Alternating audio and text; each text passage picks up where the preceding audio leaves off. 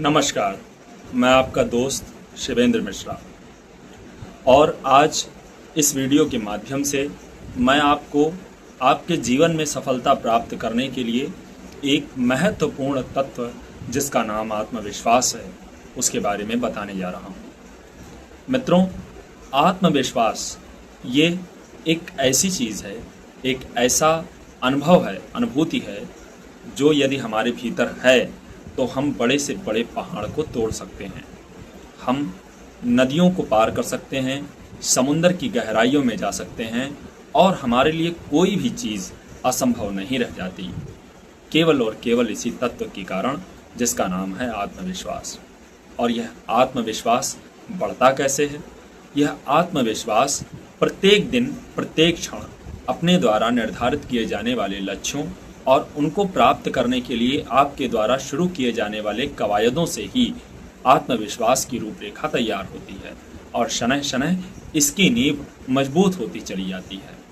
मान लीजिए आपने यह निर्धारित किया कि आपको 1 किलोमीटर की दूरी पैदल चलकर तय करनी है।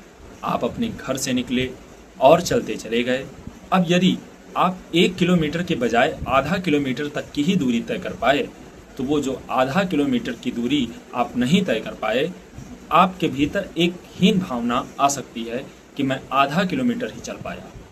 जबकि यदि आप ये सोचें कि हाँ, आप आधा किलोमीटर चल लिए, ठीक इसी प्रकार आप अगले दिन आधा किलोमीटर की दूरी और तय कर लेंगे या कुछ देर सुस्ता कर, बैठ कर, विश्राम करके आधा किलोमीटर और आगे बढ़ लेंगे तो आपके भीतर जो तत्व आएगा या समाहित होगा और मजबूत होता जाएगा, उसी का नाम आत्मविश्वास है।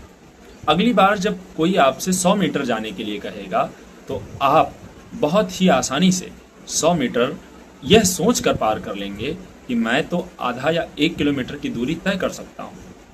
तो दोस्तों, ठीक इसी उदाहरण से समझिए कि ज़िंदगी में कई सारी मुसीबतों, कई सारी चीज़ों का जो तोड़ है वो है आपका आत्मविश्वास।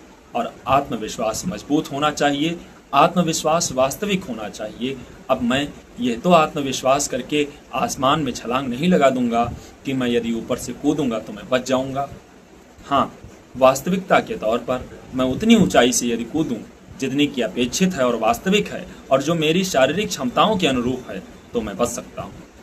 तो अपने जीवन में इस आत्मविश्वास नाम के इस तत्व को उतार कर देखिए और फिर देखिए क्या चमत्कार होता है। धन्यवाद।